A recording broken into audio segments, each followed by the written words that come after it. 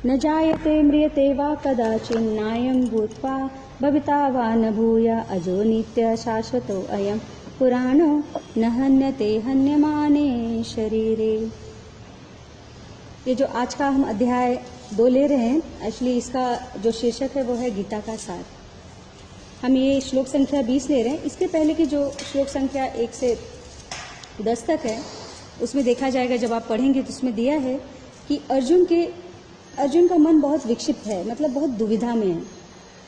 उसमें वो बहुत सारे एक्सक्यूजेस दे रहा है ना, कह रहा है कि मैं अगर अपने हाथों से लोगों को मारूंगा, अपनी रिश्तेदारों को कैसे मार सकता हूँ, मार दूंगा तो ये हो जाएगा, है ना, कुल की स्त्रियां ये दूषित हो जाएंगी, मतलब अलग अलग वो बातें बता रहा है कि मैं ऐसे कैसे कर सकता हूँ, मैं अपने परिजनों को कैसे मार सकता हूँ। ये सारी दुविधा, मतलब वो अपने कर्तव्य के पद से वो डगमगा रहा है पहले के जो श्लोकों में। आगे के श्लोकों से श्लोक संख्या 11 से भगवान आगे उसको समझाते रहते हैं, इसके बारे में एक्सप्लेन करते हैं कि तुम जिसको मारने जा रहे हो वो कौन है। तुम उसको शरीर मान रहे हो, लेकिन क्या वो शरीर है? हाँ? हम तो शरीर के रूप से सारे रिश्तेदारी बनाए हैं ना, माता पिता पुत्र पुत्री, है ना, सारे रिश्तेदार। हम शरीर के बेसिस पे सारे रिश्ते बने, आत्मा के बेसिस पे नहीं है। इसलिए तो जब हम किसी के जाने पर दुख करते हैं तो क्या करते हैं, अरे वो आत्मा चला गया, ऐसे कहते हैं। नहीं, मेरा पिता चला गया, मेरी माता चली गई, है ना, मेरा पुत्र चला गया, मेरी पुत्री, मेरा पति, मेरी पत्नी, इस तरह का हम नाम देते हैं, उसे टाइटल देते हैं, है ना, रिलेशनशिप का एक देते हैं ना, नाम देते हैं उसको। ये नहीं कहते वो आत्मा चला जाता है। तो यहाँ पर भगवान यही इस श्लोक में यहाँ से भगवान उसको समझा रहे हैं कि आगे के श्लोकों से कि अर्जुन तुम क्यों शोक कर रहे हो, और ये भी बात समझा रहे हो कि आत्मा के बारे में यहाँ एक्चुअली बताएंगे, आत्मा की विशेषता क्या, विशेषता है और उसका स्वरूप क्या है। आत्मा की विशेषता और उसके स्वरूप का वर्णन हमें इस श्लोक प्लस आगे के श्लोकों में हमें जानने को मिलेगा। तो और एक चीज बताते हैं, भगवान ये कहते हैं कि तुम जिन्हें सोच रहे हो कि तुम मारोगे, ये पहले ही मर चुके हैं। किसके द्वारा मारे गए? मेरे द्वारा मारे गए। भगवान कहते हैं ये मेरे द्वारा मारे गए हैं। तुम सोच रहे हो कि तुम मारोगे, तुम में इतनी शक्ति, इन सबको मार दोगे, नहीं, ये ऑलरेडी मेरे द्वारा मारे जा चुके हैं। लेकिन यह मेरा जो बोलते हैं ना कि मैं तुम्हें एक ऐसा स्थान मैंने तुम्हें दिया है जिससे तुम्हारा नाम पूरी दुनिया में उजागर हो जाए। आज के लिए ही नहीं, जन्मों जन्मों तक, कई कालों तक, है ना, कई युगों तक तुम्हारा नाम अमर होगा। क्यों? क्योंकि तुमने मेरी आज्ञा का पालन करके इन सब का वध कर रहे हो। तुम क्या सोचते हो तुम वध करोगे? नहीं, ये तो मेरे द्वारा ऑलरेडी मारे जा चुके हैं। सिर्फ एक निमित्त हो तुम, कि तुम्हारे दिखाया जाएगा कि तुम मार रहे हो। तो ये मत सोचो ये तुम्हारे द्वारा, ये ऑलरेडी मर चुके हैं, इनकी गति हो चुकी है। इनका जो भाग्य था, या इनका जो इनके भाग्य में जो लिखा था, इनके जो कर्मों के द्वारा इनको फल मिलना ऑलरेडी मिल चुका है। इसलिए तुम शोक मत करो। भगवान कहते हैं कि तुम शोक किसके लिए किया जाता है? हा? जिसको हम अपना मानते हैं। तो क्या आत्मा हमारी है? नहीं, ये भगवान की है। क्यों? क्योंकि उसके उद्गम स्थान, उसके स्रोत कौन है? भगवान। जैसे हमारा पुत्र होता था, हम कहते हैं मेरा बेटा है, मेरी बेटी है। क्यों लगता है ऐसे मेरा बेटा मेरी बेटी? क्योंकि इसको हम जन्म देते हैं, है ना, क्योंकि ये हमारे शरीर से उत्पन्न होते हैं ना। तो ऐसे न जाने हमने कितने शरीर धारण किए, और न जाने ऐसे कितने बेटे और बेटी पैदा किए, और सबको अपना अपना करते करते कोई अपना नहीं। बाद में क्योंकि हम ही अपने आप को नहीं जान पाए, तो हम अपने से उत्पन्न होने वाले शरीर को क्या जान पाएंगे। हमारा शरीर प्लस हमसे उत्पन्न होने वाला जो शरीर है, सब कुछ उसके अंदर जो आत्मा है वो कहाँ से आई है, उसका उद्गम स्रोत, उसके माता पिता कौन है? वो कृष्ण है। यह जानना बहुत जरूरी। जब हम ये जान जाएंगे तो शोक उसी क्षण समाप्त हो जाएगा। तो ये सब भगवान क्यों बता रहे हैं? अर्जुन के झूठे भ्रम को समाप्त करने के लिए, है ना। क्या अर्जुन को झूठा भ्रम क्या हुआ बताइए, कौन बताएगा? अर्जुन को क्या झूठा भ्रम हो गया?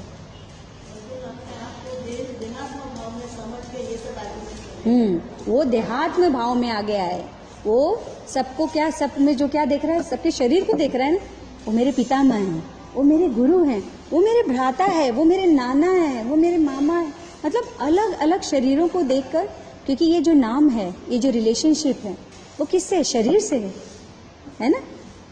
अगर आत्मा का होता तो एक ही में खत्म हो जाता है ना। फिर तब तो कहते हैं ना, आत्मा ने जन्म लिया, आत्मा चला गया। आत्मा कैसे जन्म लेगा और आत्मा की कैसे मृत्यु होगी?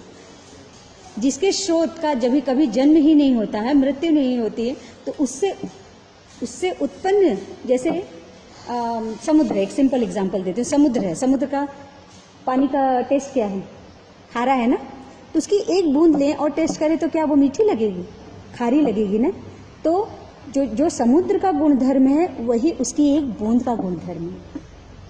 ठीक उसी प्रकार जो कृष्ण का गुण, जो परमात्मा का गुणधर्म है, वही आत्मा का भी गुणधर्म है। लेकिन फर्क क्या है? आत्मा भौतिक जगत में आकर जब भौतिक शरीर धारण करती है, मैंने क्या बताया था पिछले श्लोकों में? भौतिक शरीर किससे निर्मित है? किन तत्वों से निर्मित है? पंच महाभूत। क्या क्या है याद है?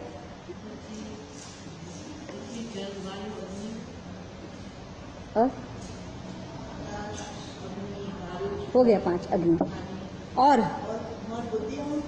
3 जो सुप्त अवस्था में होते हैं, जो कि उस आत्मा के साथ ट्रैवल करते हैं।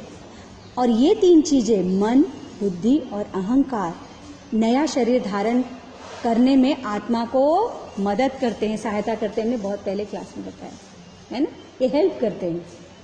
ठीक है। तो मैंने जैसे कहा कि जो शरीर है इन 5 महाभूतों से बना है, तो ये 5 महाभूत कहाँ से मिलते हैं? प्रकृति से मिलते हैं, है ना। ये प्रकृति क्या है? भौतिक है। तो इसमें अवगुण है। क्या अवगुण है? परिवर्तनशील है ना। अविनाशी है क्या? नहीं है। ये इसमें चेंजेस होते रहता है। परिवर्तनशील है ना। चेंजेस होते रहता है, मतलब स्थायी नहीं है। आई है एक दिन तो खत्म हो जाना है। तो उस परिवर्तनशील से वस्तु से जब हमारा शरीर बनेगा तो वो अस्थाई होगा। अस्थाई, स्थाई नहीं, अस्थाई। ठीक है। वो परिवर्तनशील होगा। इसलिए जो चीज परिवर्तनशील है उसके लिए दुख क्या करना है ना। दुख क्यों करना? आज है तो कल नहीं है, तो हमको पता है। जैसे हमने एक टेबल खरीदा है ना, घर में एक टेबल ले आए, पता है वो चाइना का होगा टेबल, तो हमको 5 साल 10 साल इससे ज्यादा चलने वाला नहीं, वो टूट जाने वाला है ना। टूट जाएगा ना, हमको पता है। खरीदते समय पता है, दिमाग में बैठ गया है कि भाई चाइना का आइटम है, मतलब वो यूज एंड थ्रो, दिमाग में है कि नहीं सबके। तो ये जो कॉन्सेप्ट है, ये हमको क्यों अपने शरीर से नहीं है? ये शरीर है यूज एंड थ्रो। तो क्या यूज करना है? जो यूज करना है वो तो हम करते नहीं है, हम कुछ और यूज करने लगते हैं ना, किसी और डायरेक्शन में। भगवान ने ये शरीर यूज करके कुछ पाने के लिए दिया है हमें, तो हमें वो चीज को हम भूल जा रहे हैं, है ना। इल्यूजन, माया के प्रभाव में आकर भूल जाते हैं।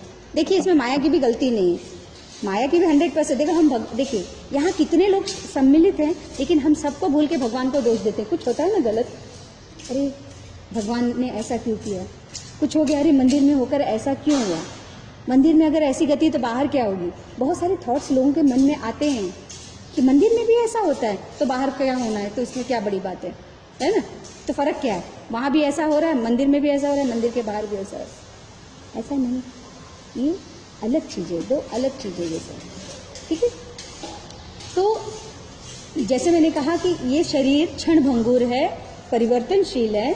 तो जब परिवर्तनशील में चीज में जब आत्मा ये शरीर धारण करेगी तो क्या परमानेंट होगा? वो परमानेंट घर होगा।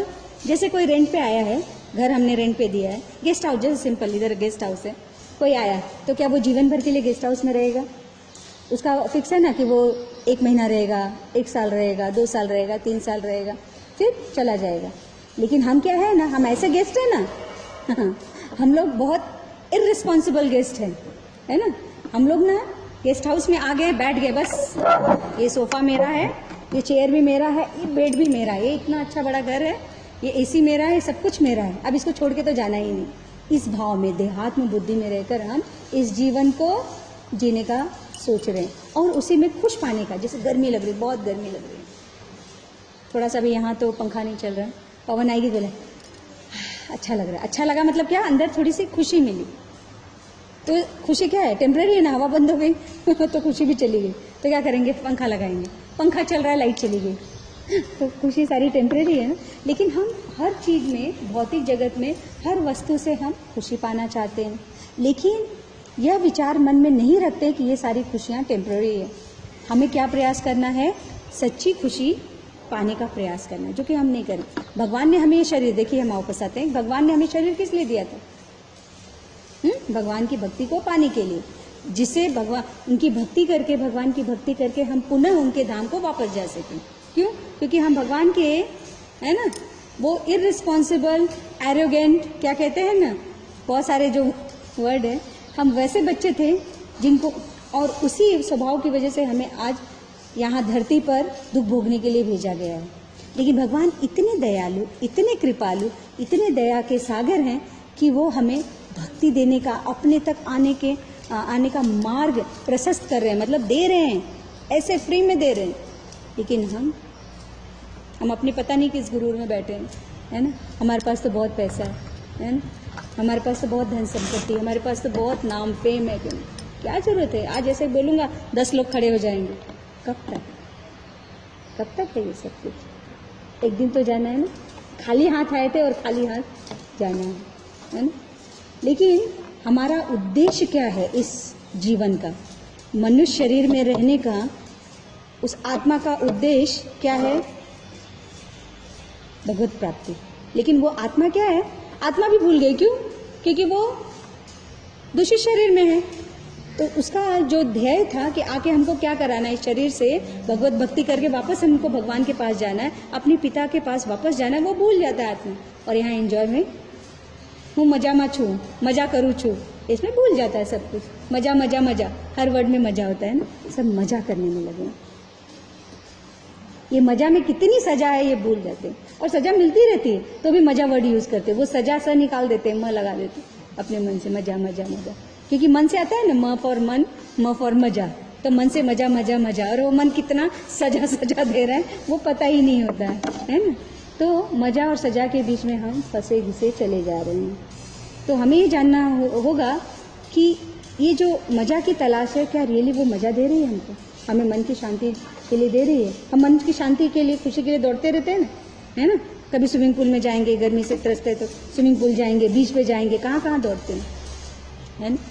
लेकिन वो सुख हम क्या मंदिर में आके तलाशते हैं? 100% नहीं तलाशने की कोशिश करते हैं। जब कुछ स्ट्रेस होगा, चलो थोड़ा बाहर जाके आते हैं, आउटिंग करके आते हैं, आज तो दिमाग बहुत टेंशन में है, थोड़ा बाहर घूम के आएंगे ना, थोड़ा सा फ्रेश हो जाएंगे। मैंने किसी के मुंह से नहीं सुना, दुर्भाग्य की बात है, किसी के मुंह से आज तक नहीं सुना कि वो कहे कि मैं मंदिर में जा रहा हूँ, मैं बहुत टेंशन, थोड़ा भगवान के सामने जाऊँगा, प्रार्थना करूँगा, भगवान के दर्शन, सुंदर मुख का दर्शन करूँगा तो मन शांत हो जाएगा। दुर्भाग्य की बात है, सच इतने वर्षों में मैंने कभी किसी के मुंह से नहीं सुना। तो हम कितने दुर्भाग्यशाली हैं कि हम भगवान से दूर होते जा रहे हैं। भगवान का जो ध्येय है, भगवान का जो उद्देश्य था ये मनुष्य शरीर हमको देने का, जिसके द्वारा हम उनके पास लौट सके, वो हम पूरा नहीं करते। तो यहाँ पर बताया जा रहा है कि आत्मा के बारे में भगवान बता रहे हैं कि आत्मा जिसके लिए हम शोक कर रहे हैं वो बेसिकली क्या है, वो एक शरीर है, एक वस्त्र है। एक क्या है, वो वस्त्र है। जैसे हमारे पास बहुत सारे ड्रेस होते हैं ना, पुराने हो जाते तो हम क्या करते हैं, निकाल देते हैं और फिर नया शरीर मतलब नया ड्रेस पहन लेते हैं, नया कर लेते हैं। तो ऐसे जो ये है आत्मा है, जब शरीर पुराना हो जाता है उसके भोगने लायक नहीं होता। देखिए कब वो शरीर चेंज करती है आत्मा, पता है? जब उसको लगता है कि इस शरीर से जो मेरा ध्येय है, चाहे उसका ध्येय उस समय भौतिक जगत की में पढ़कर या भौतिक चीज़ों से दूषित होकर, चाहे उसका ध्येय बन गया हो मुझे मजा करना है या भगवान की भक्ति करनी है, एक तो दोनों ही चीज़ें जब उसकी पूरी नहीं, मतलब आत्मा की जब जरूरत प्रेजेंट शरीर से पूरी नहीं होती ना, तो आत्मा उस शरीर को त्यागता है और फिर वो क्या करता है, नया शरीर धारण करने का सोचता है। तो लेकिन देखिए आत्मा देखा जाए तो मृत्यु किसकी हुई? आत्मा ने शरीर छोड़ा तो मृत्यु किसकी हुई? शरीर की हुई, आत्मा की तो नहीं हुई, क्योंकि आत्मा तो फिर जा रहा है ना एक शरीर धारण करने। तो आत्मा पर अगले वाले श्लोक में भगवान ये कहते हैं, नैनम छिन्दन्ति शस्त्राणि नैनम दहति पावका न चैनम क्लेदयन्त्यापो न शोषयति मारुता। भगवान कहते नैनम छिन्दन्ति शस्त्राणि, मतलब जो ये आत्मा है इसका खंड खंड नहीं किया जा सकता इसके द्वारा, शस्त्र के द्वारा। नैनम दहति पावका, मतलब इसको क्या नहीं किया जाता? दहति का मतलब क्या है पता है किसी को? दहति पावका मतलब इसको अग्नि से आत्मा को न खंडित किया जा सकता है, न अग्नि से जलाया जा सकता है, न ही क्लेदयन्त्यापो मतलब कि इसको पानी से न भिगोया जा सकता है, न शोषति मतलब न उसको सुखाया जा सकता है। तो हम कहते हैं ना, किसी को किसी ने मार दिया है, तो किसको मारा? उसके शरीर को मारा है। क्यों? क्योंकि आत्मा का साइज क्या है किसी को पता है? ये हमारे बाल है ना, बाल को उखाड़ लो, उसके आगे कभी आपने बाल उखाड़ा होगा तो आगे का एकदम व्हाइट व्हाइट वो टिप दिखता है ना, उसका 100 भाग कर दो। अब उस 100 भाग में से एक निकाल लो, फिर उसको 100 कर दो, फिर उसका कितना छोटा होगा सोचिए। ऑलरेडी वो टिप इतना छोटा होता। तो आत्मा इतना सूक्ष्म है, लेकिन सोचिए उसका रोल कितना बड़ा है।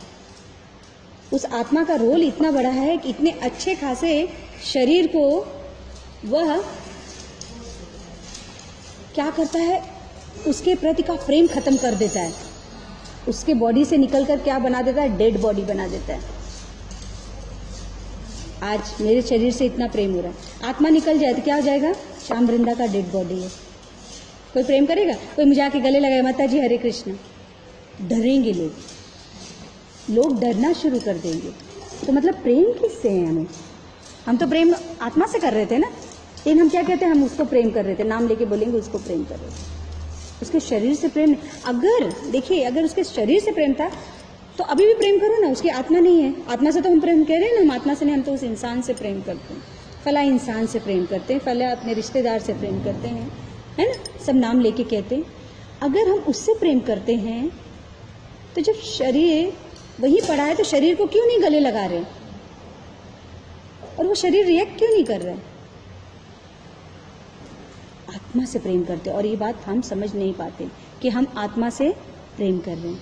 हम प्रेम मानते हैं कि ये जो शरीर है ना, इस वो हड्डी का, मांस का, मज्जा का बना हुआ जो शरीर है, उसको हम अपना मानते हैं, प्रेम करते हैं। लेकिन ऐसा नहीं है। हम इस शरीर से नहीं, एक्चुअली आत्मा से प्रेम करते हैं। तभी तो आत्मा के निकल जाने के बाद एक क्षण भी उसको घर में रखना पसंद नहीं करते। किसी के चले जाने के बाद उसको घर में वापस क्यों नहीं रात भर रखो? सब डरेंगे, कोई बैठेगा नहीं उसके पास। वो तो अपना है ना, क्यों डर रहे हैं हम? क्यों डर रहे हैं? आज यहाँ थोड़ा डर का माहौल था कि नहीं? कुछ दिनों से था ना, सब प्रेम से बातें करते थे, सब साथ रहते थे। लेकिन क्या क्या ऐसा चला गया कि हम उससे डरने लगे? क्या सुंदर वो चीज़ थी जिससे हम प्रेम करते थे, क्या सुंदर थी जिसको देख के हम मुस्कुराते थे, क्या सुंदर थी जिससे हम आदान प्रदान करते थे, बातें करते थे। वह थी आत्मा, न कि शरीर। ठीक है, तो आत्मा का न मृत्यु है, न उसका जन्म है, न उसका पास्ट है, न प्रेजेंट है, न फ्यूचर है। तो जिसका पास्ट प्रेजेंट फ्यूचर है ही नहीं, जिसका जन्म और मृत्यु नहीं, तो उसके जाने पर शोक क्यों करना है ना? उसके जाने पर हमें शोक नहीं करना चाहिए। देखिए, शरीर जो है अलग अलग शरीर जो है अलग अलग वक्त के अनुसार अलग अलग उसका रूपांतर होता है। उसको डिवाइड किया गया है 6 भागों में। पहला है वो गर्भ में होता है, फिर बढ़ता है, फिर वो बाहर निकलकर बढ़ता है, फिर वो क्या करता है, वो अपने कुछ कार्यकलापों को क्या करता है, वो क्रिएट करता है। जैसे अपने से प्रजनन करना, कुछ निर्माण करना है, नहीं प्रजनन करना। उसके बाद क्या होता है, धीरे धीरे वो समाप्त होने लगता है, मतलब बूढ़ा होके शरीर जीर्ण होने लगता है। और लास्ट छठा भाग क्या है उसका, कि वो मृत्यु को प्राप्त होता है। ये अलग अलग अलग स्थितियां हैं जहाँ से शरीर का चेंजेस होते रहते हैं। देखते हैं ना, छोटा बच्चा है, फिर थोड़ा बड़ा हुआ, खड़ा होने लगा, चलने लगा, दौड़ने लगा, बड़ा हो गया, 8-10 साल का हो गया, फिर 12-14 साल का हो गया, 15-20 साल, 25 साल का हुआ, शादी विवाह हुआ, बच्चे हुए, है ना, फिर बूढ़ा होने लगा, हमारे जैसा हो गया, फिर और बूढ़ा हो जाएगा, है ना। फिर शरीर त्याग कर देगी। हम प्रेजेंट में देख रहे हैं, हम अपने आसपास देख सकते हैं शरीर, भौतिक शरीर के बदलाव को। अपने आप को देखिए, अपने आप को ही देखिए, अपने परिवार को देखिए, सब बदलाव हो रहा है ना। तो यह शरीर, इसका मतलब क्या है? शरीर की उपसृष्टि है। उपसृष्टि का मतलब शरीर जो है संतान का निर्माण करता है, उससे संतान की उत्पत्ति होती है। लेकिन आत्मा से ऐसी कोई उत्पत्ति नहीं होती, उसकी उपसृष्टि नहीं होती है। ठीक है, मतलब कि ये जो आत्मा है, ये 6 प्रकार के जो परिवर्तन शरीर में होते हैं, भौतिक शरीर में, उससे वो अभिन्न है, अलग है, उसमें ऐसा कुछ देखने को नहीं मिलता है। अब मेरा प्रश्न है कि आत्मा शरीर में है, इसका लक्षण क्या है? बताइए। 1 मिनट मात्र, मुझे सबसे जानना, मुझे मालूम है आपको। बोलिए, कौन बोलेगा? इन लोग को भी ट्राई करने दीजिए। आत्मा शरीर में है, वो देखिए चरणामृत, ठीक है, उसका भी उद्धार हो गया है, चरणामृत पी रहा है पीछे। चरणामृत, उसको अकाल मृत्यु नहीं होगी, मृत्यु होगा फिर वो उसको मनुष्य शरीर मिलेगा। कहिए। हाँ, कैसे पता चलेगा? ये आत्मा हमारे शरीर में है।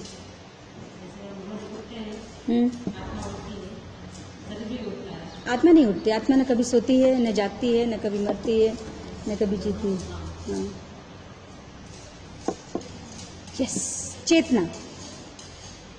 चेतना, शरीर में जो चेतना, आत्मा में जो चेतना है ना, चेतना, वह बताती है कि आत्मा, ये आत्मा, सॉरी, ये जो आत्मा है ना, नहीं चेतना ही माता, उसका आंसर नहीं। मैंने ये पूछा कि आत्मा शरीर में है, इसका लक्षण क्या है?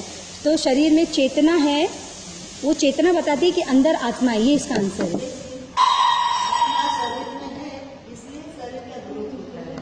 नहीं, लेकिन वो इसका पहला मेन है चेतना। जब तक चेतना नहीं होगी तो ग्रोथ कहाँ से होगा ना? आत्मा है शरीर में, जो चेतना, चेतना से ही सारा वो ग्रोथ वगैरह, तो चेतना ही उसको बताता है कि अभी इसका ग्रोथ हो रहा है। आप समझ रहे हो? तो मेन जो है वो चेतना है। उसके बाद आता है कि आपके शरीर में ग्रोथ हो रहा है, आप बढ़ रहे हो, आप रिएक्ट कर रहे हो चीज़ों को, तो वो सारी ये सब चीज़ें कॉन्शियसनेस में आती है, चेतना, ये चेतना में आती है। फिर ग्रोथ वगैरह सब उसके पार्ट हैं।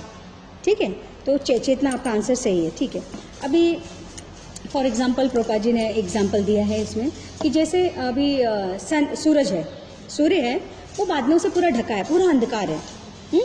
तो हमें 1 सेकंड के लिए लगेगा कि सूर्य नहीं है, सूर्योदय हुआ नहीं, जैसे सुबह का समय है, ऐसा लगे पूरा ढका हुआ है, लेकिन सूर्य है वहीं पर। लेकिन हमको क्या लग रहा है? अभी सूर्योदय नहीं। लेकिन जैसे हल्का सा बादल छटता है तो हमें क्या लगता है कि सूर्य उदय हो रहा है, लेकिन सूर्योदय ऑलरेडी हो चुका है। लेकिन क्योंकि बादल है, इसलिए हमें हाजिरी नहीं मालूम पड़ती। ठीक है, तो ऐसे ही शरीर में आत्मा है, लेकिन अगर चेतना नहीं है ना, तो शरीर में आत्मा है इसका प्रकट्य नहीं होगा। ठीक है, तो लेकिन जीव, यहाँ पर बताया जाता है कि जीव की चेतना और ईश्वर की चेतना दोनों अलग हैं। ठीक है, जीव की जो चेतना है वो क्या है? विस्मरणीय, मतलब वो भूल जाता है, अपनी चीज़ों को भूल जाता है।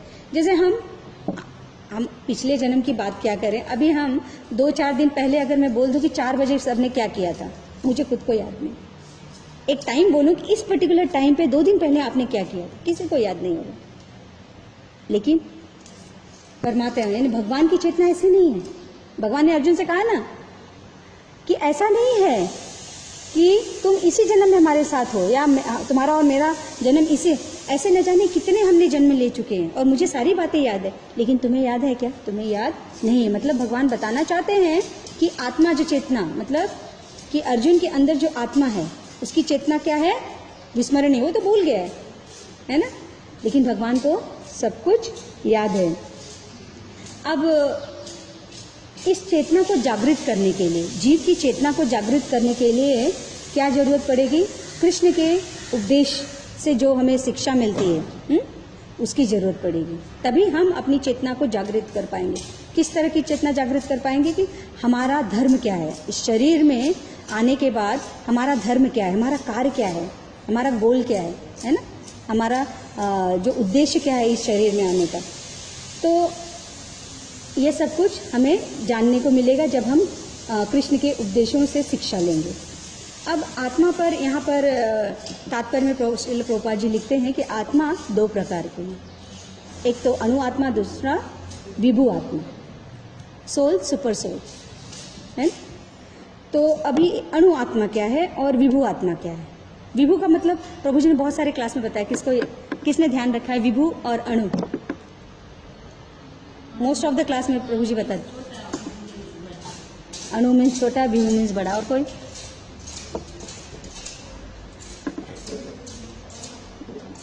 विभु मीन्स परमात्मा, अणु मीन्स आत्मा।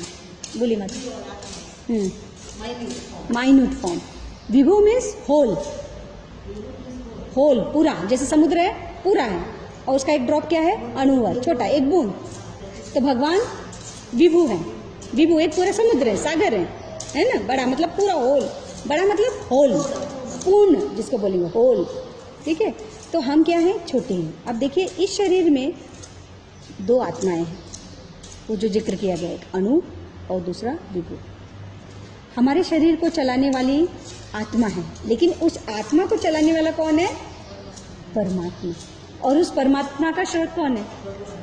कृष्ण। उसका स्रोत कृष्ण। तो सोचिए, देखिए अंदर कितना कुछ हमें दिखाई नहीं देता। हम तो सोचते रहे हम ही मालिक है ना, शरीर को चलाते हैं। देखो आज अच्छे अच्छे कपड़े पहने, अच्छे से सजाया है खुद को, तो हम इसके मालिक हैं, हम प्रोपराइटर इसके, है ना। तो हम सब जगह अपने बॉसगिरी दिखाने की कोशिश करते हैं, लेकिन अल्टीमेट बॉस, अल्टीमेट जो है अधिकारी, वो है कृष्ण। इस बात को भूलने के कारण ही आज हम जन्म मृत्यु जरा व्याधि के चक्कर में फंस गए, घूम रहे और इस भाव सागर में डूब रहे हैं। ठीक है। तो यहाँ पर भगवान कहते हैं कि जो ये आत्मा है वो शरीर के मारे जाने पर नहीं मरता है। और वो क्या करता है? आत्मा जाकर, शरीर तो मर गया, मरण किसका हुआ? शरीर, क्योंकि जन्म भी शरीर का ही हुआ था। जिसका जन्म होगा उसका मृत्यु तो निश्चित है ना। जन्म के साथ मृत्यु ऑलरेडी निश्चित की हुई है, तो जन्म हुआ तो मृत्यु होनी है। लेकिन जब आत्मा का न जन्म है न मृत्यु है, तो वो क्या करेगा? नया शरीर धारण करता है। ठीक है। तो भगवान आगे श्लोक में कहते हैं, जातस्य हि ध्रुवो मृत्यु ध्रुवं जन्मामृतस्य च तस्माद् परिहारे न त्वं शोचितुम् अर्हसि। जिसने जन्म लिया है उसकी मृत्यु निश्चित है और मृत्यु पश्चात पुनर्जन्म भी निश्चित है। तो हम शोक किस बात का करें? है? हम इतने दूर तक तो सोचते नहीं, क्योंकि हम अपने परिजन के शरीर से प्रेम में बंधे रहते हैं, क्योंकि उसी शारीरिक संबंध से हम इस भौतिक जगत में जी रहे होते हैं। तो प्रेम उसी शरीर से होता है। तो देखा जाए तो हम जो संबोधित करते हैं प्रेम को, या जो दिखावा करते हैं प्रेम का, वो उस शरीर से है। तो भौतिक शरीर तो नाशवान है, तो नष्ट होगा ही है। तो हम शोक करेंगे, क्योंकि हमें ज्ञान नहीं है कि भौतिक शरीर नाशवान है। तो कष्ट, जो चीज़ का हमें ज्ञान नहीं है या हम जानना नहीं चाहेंगे तो दुखी तो होंगे। लेकिन आत्मा क्या है? अविनाशी है। हमें ये जानना होगा। जब हम इस बात को जान जाएंगे आत्मा अविनाशी है और उसका कभी नाश नहीं होता, तो हम कभी भी दुखी नहीं होंगे। अब देखिए, जब आत्मा अविनाशी है तो हमें क्या करना होगा? देख रेख किसकी करनी होगी? आत्मा की करनी पड़ेगी ना।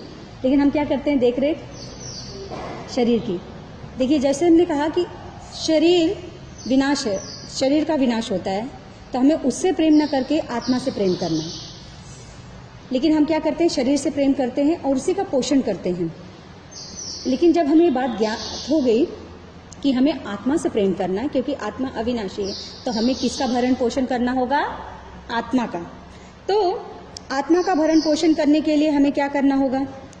कैसे करेंगे हम आत्मा का भरण पोषण? आत्मा का भरण पोषण कैसे करेंगे? उसका भरण पोषण कैसे होगा? क्या करेंगे जिससे आत्मा का, जो बोलते हैं ना, कि वो खुश रहे, वो सेटिस्फाइड रहे, है ना, तंदुरुस्त, हेल्दी, है ना। कौन सा उसे मल्टीविटामिन देंगे? कौन सा उसको विटामिन ऐसा दे देंगे? हरे कृष्णा कृष्णा कृष्णा हरे हरे, हरे राम राम। विटामिन के देना पड़ेगा। विटामिन के फॉर कृष्णा। तो हम कृष्णा की जब भक्ति, भगवत भक्ति देंगे तो क्या होगा? आत्मा का पोषण होगा। तो भगवत भक्ति प्राप्त करने के बाद जब आत्मा पोषित होगी, हेल्दी होगी, तो क्या होगा? Healthy body is healthy mind, है ना। तो हमारा बॉडी भी क्या होगा? हेल्दी होगा, माइंड भी हेल्दी होगा, सब कुछ हेल्दी होगा, तो हमारा जीवन भी बहुत सुखमय होगा। जिस खुशी की तलाश में हम दौड़ रहे हैं वो इस विटामिन के को लेने से पूरी हो जाएगी। एकदम स्वस्थ रहेंगे, कोई डिजीज नहीं होगा, कोई टेंशन नहीं होगा, सारी टेंशन से मुक्ति। तो स्ट्रेस की पिल्स लेने की जरूरत नहीं पड़ेगी। विटामिन के लीजिए, स्वस्थ रहिए, एंजॉय करिए। कैसा एंजॉयमेंट? कीर्तन का एंजॉय करिए, प्रसाद एंजॉय करिए, भगवान के दर्शन को एंजॉय करिए। यही मजा करना है, दूसरे मजा के बारे में नहीं सोचिए। क्या मजा करना है? भगवान के दर्शन। कितने सुंदर, देखिए आज कितने सुंदर लगे। अच्छा, जो भी ड्रेस पहन रहे भगवान बड़े सुंदर लग रहे। कभी कभी तो इतने सुंदर लगते, बस ऐसे देखते रहने का मन करता, क्योंकि हमारे पुजारी बहुत मन से भगवान की सेवा करते हैं ना। तो हमने बताया कि आत्मा का भरण पोषण के लिए हमें क्या करना होगा? विटामिन के लेना होगा। क्या है? भगवत भक्ति, यानी आत्मा को भगवान की भक्ति में लगाना होगा, है ना।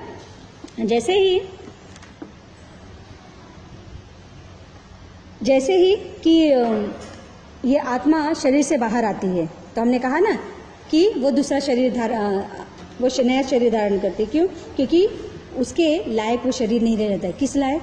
भोग के लायक, है ना। उससे वो अपने इच्छानुसार कार्य नहीं करा सकता है।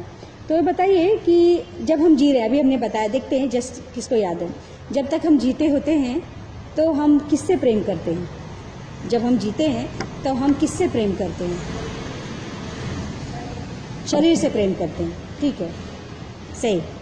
लेकिन भगवान का क्या उद्देश्य था हमें ये शरीर देने का? किससे प्रेम करने के लिए?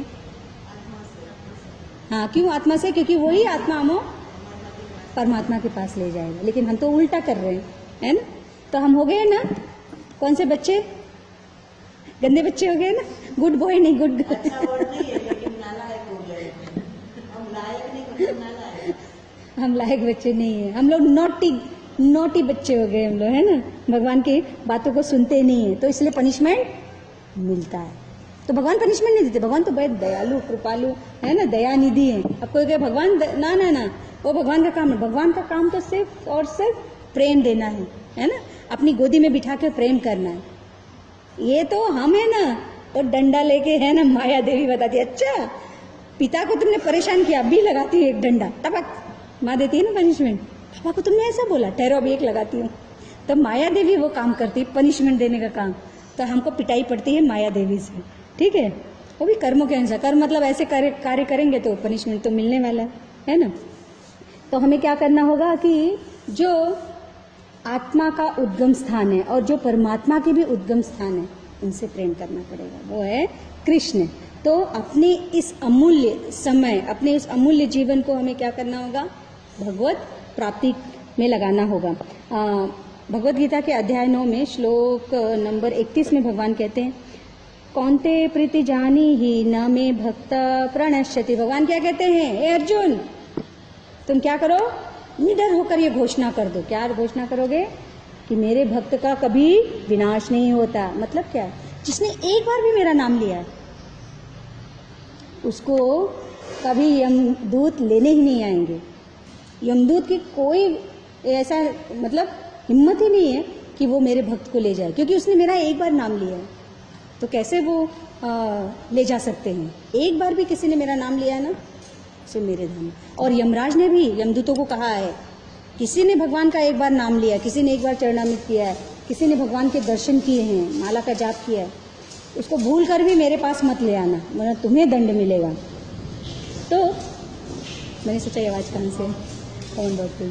तो यहाँ पर ये बताना भगवान ये कहना चाहते हैं कि मृत्यु चाहे जिस प्रकार ही हो भक्त की, उससे कोई मतलब नहीं है। क्योंकि हम स्टार्टिंग में बता रहे थे, देखो भगवान यहाँ स्वयं कहते हैं मेरा भक्त मतलब जिसने एक बार भी नाम लिया। भगवान कितने दयालु कृपालु हैं, कहते हैं एक बार भी नाम लिया तो मेरा भक्त हो गया, है ना। इतना बड़ा बड़ा ऑस्टेरिटी तपस्या करने की कोई ज़रूरत नहीं कि हम चलो महीने भर खाएंगे नहीं, या फिर अन्न के बगैर रहेंगे, सिर्फ जल लेके रहेंगे, या हफ्ते भर जल भी नहीं पिएंगे। ये सब बड़ी बड़ी ऑस्टेरिटी तपस्या करने की कहते हैं भगवान ज़रूरत नहीं है। सिर्फ मेरा नाम लो, सिर्फ मुझे याद करो, ठीक है, भगवान कहते हैं कि सिर्फ मेरा नाम लो और मुझे याद करो बस। जो ऐसा कर लिया, ऐसे भक्त का, वो मेरा भक्त है। भगवान कहते हैं अर्जुन वो मेरा भक्त है, और जो मेरा भक्त है उसका कभी विनाश नहीं होता है। उन्होंने अर्जुन से क्यों कहा? क्योंकि भगवान हमेशा अपनी कही हुई बात को जुटला देते हैं, मतलब अपने प्रॉमिस को ब्रेक करते हैं। लेकिन जो भक्त कहता है ना, उसको कभी वो जुटलाते नहीं, उसको वो पूरा करते हैं किसी भी कंडीशन। देखिए प्रहलाद महाराज ने कहा ना कि भगवान, जब हिरण्यकशिपु ने पूछा पिलर में भी हैं तुम्हारे भगवान, तो प्रहलाद जी ने क्या कहा? हाँ मेरे भगवान यहाँ भी हैं। तो क्या भगवान देखिए कैसे स्पेशल रूप लिया भक्त की रक्षा के लिए। जो हिरण्यकशिपु को वरदान मिला था, सबको तोड़कर उन्होंने एक नया, जो भक्तों को बहुत ही प्रिय है, श्री नरसिंहदेव भगवान की जय, नरसिंह रूप धरा है ना, नरसिंह रूप धारण करके पिलर को तोड़कर आए भक्त की कही हुई बात को सत्य करने के लिए कि हाँ भगवान पिलर में भी हैं। तो भगवान कितने दयालु हैं ना, भक्त की बात सुनते हैं ना। महाभारत का एक और प्रसंग है, जब भीष्म पितामह इन्होंने क्या, कृष्ण ने क्या कहा था युद्ध के पहले कि मैं अस्त्र शस्त्र नहीं उठाऊंगा, कहा था ना उन्होंने। तो इसी से खुश होकर दुर्योधन ने क्या किया था, उनकी सेना ली थी, है ना। उन्होंने सोचा अरे ये तो अस्त्र शस्त्र उठाने वाला नहीं, ये किसी काम के नहीं है कृष्ण, है ना। तो इनकी तो सेना तो पावरफुल है, आज तक कभी हारी नहीं है, तो सेना ही ले लेते हैं। लेकिन वहाँ पर भीष्म पितामह ने कहा था, केशव, हे श्याम सुंदर, मैं तुम्हें अस्त्र उठवाऊंगा, इस युद्ध में आपको अस्त्र उठवाऊंगा। और इतना कहने के बाद कहा था कि मैं आपका वो सुंदर, वो वीर रूप देखना चाहता हूँ, जब आपके हाथ में अस्त्र हो और आपके बाल बिखरे हो और आपका वो वीर रूप कि आप मारने के लिए, अपने भक्त के लिए, अपने भक्त की रक्षा के लिए आप सामने वाले को मारने के लिए उद्यत थे, वो रूप देखना चाहता हूँ। तो उस उन्हीं भीष्म पितामह के वचनों की रक्षा के लिए उन्होंने अपनी प्रतिज्ञा तोड़ी। उन्होंने क्या, उसका कोई अस्त्र नहीं मिला तो क्या किया, रथ का पहिया ही निकाल के गुस्से से एकदम क्रोध में, क्यों, क्योंकि वो जानबूझ के भीष्म पितामह बाणों की वर्षा कर रहे थे अर्जुन के ऊपर कि क्रोध आए कृष्ण को, और वो अपना स्वरूप दिखाए अपने भक्त की रक्षा के लिए। और कृष्ण वही करते हैं, अर्जुन की रक्षा के लिए प्लस भीष्म पितामह की इच्छा के लिए वो अपना वो रूप दिखाते हैं, रथ का पहिया लेके, बाल खुले हुए, एकदम उग्र रूप, एकदम क्रोध में लेके दौड़ते हैं। और जैसे ही कृष्ण पहिया उठाकर दौड़ते हैं, भीष्म पितामह मुस्कुराते हुए धनुष बाण सब फेंक देते, बोलते बस प्रभु मेरा काम हो गया। यही तो मैं देखना चाहता था, यही आपका सुंदर जो वीर रूप देखना चाहता था कि आप कितने सुंदर, आप इतने दयालु, इतने कृपालु हैं कि भक्त के वचन की रक्षा के लिए आप अपना जो वचन है वो तोड़ देते। आपसा कृपालु कौन है? तो कृष्ण ऐसे हैं। इसलिए कृष्ण ने अर्जुन से कहा कहने के लिए कि तुम निडर होकर, मतलब किसी से डरो नहीं, मेरा भी डर नहीं कि मैं ये प्रतिज्ञा कभी नहीं तोड़ूंगा, मैं अपनी प्रतिज्ञा तोड़ देता हूँ। सब जानते हैं कि जो मैं कहता हूँ मैं झूठा हो जाता हूँ। मैं कहता हूँ मैया मोरी मैंने ही माखन खाया, और मैं चुरा चुरा के मैं माखन खाकर आता हूँ, है ना। गोपियाँ तो झूठ बोले, लेकिन झूठ मैं बोलता रहता हूँ, है ना। तो मैं झूठ बोलता हूँ ना, लेकिन जब मेरा भक्त कुछ कहता है तो उस भक्त को कभी मैं झूठा होना नहीं देता। इसलिए कहते हैं निडर होकर कहो कि मेरे भक्त का कभी विनाश नहीं होता। इसीलिए भक्त का मृत्यु चाहे किसी भी परिस्थिति में हो, किसी भी कारणवश हो, कैसे भी हो, किसी भी अवस्था में हो, उसे उसका दुष्परिणाम नहीं भोगना पड़ता है, भगवत धाम जाएगा या उसका पुनर्जन्म है।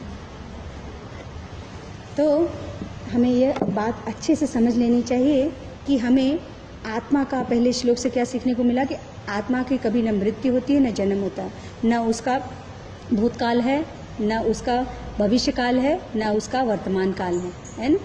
वो हमेशा क्या है, शरीर परिवर्तन करता है, खुद परिवर्तनशील नहीं है ना। ये श्लोक से हमें जानने को मिला। फिर और भगवान क्या कहते हैं कि ऐसे जो परिवर्तनशील नहीं है, जो अविनाशी है, उसके लिए क्या दुख करना, क्योंकि उसकी तो मृत्यु नहीं है। हम दुख कब करेंगे, जब मृत्यु होती है। तो मृत्यु तो शरीर की हुई है, आत्मा की, जिस आत्मा से हम प्रेम कर रहे हैं वो तो चला गया दूसरा शरीर धारण करने, तो जिससे हम प्रेम करते हैं उसके लिए हम दुखी क्यों हों? क्योंकि वो तो मरा ही नहीं ना, शरीर गया ना, आत्मा तो नहीं, आत्मा तो नया शरीर और अच्छा शरीर धारण करेगी। तो इसीलिए हमें किसी चीज़ का शोक नहीं करना, उस आत्मा के जाने का शोक नहीं करना है, और उस आत्मा का विनाश नहीं होगा, ये मैं गारंटी से कहता हूँ। ये तुम कह दो, तुम कहोगे तो सारी दुनिया मानेगी, है ना। तो अर्जुन ये बात तुम निडर होके सबसे कह दो कि ऐसे मनुष्य का कभी या ऐसी आत्मा का विनाश नहीं होगा। ऐसा वो अलग अलग मनुष्य शरीर धारण करेगा, लेकिन उसका विनाश नहीं होगा, उसका कोई दुष्परिणाम नहीं भोगना पड़ेगा। हरे कृष्ण। भगवान ने वही कहा ना कि जो मेरा नाम, अभी बताया, एक्सप्लेन किया कि जो मेरा नाम लिया है, जो मेरे दर्शन किया है, जो मेरे धाम में है, ये सब एक्सप्लेन हुआ है ना, ऐसी कभी विनाश नहीं होगा। जो भौतिकतावाद में लिप्त नहीं है, जिसने मुझे मेरी शरण 100% नहीं, बस थोड़ी देर के लिए भी ले लिया है। भगवान कितने दयालु है, नहीं कह रहे भगवान, ये नहीं कह रहे कि 100% मेरे सरेंडर हो गया तो उसका विनाश नहीं होगा। नहीं, उसने एक बार भी भूल से भी मेरा नाम ले लिया है तो उसका विनाश हो ही नहीं सकता। उसकी रक्षा मैं करूँगा, वो मेरे धाम आएगा, उसकी रक्षा के लिए मैं। हरे कृष्ण। किसी का कोई प्रश्न है? श्रीमद् भगवद गीता श्रील प्रभुपाद की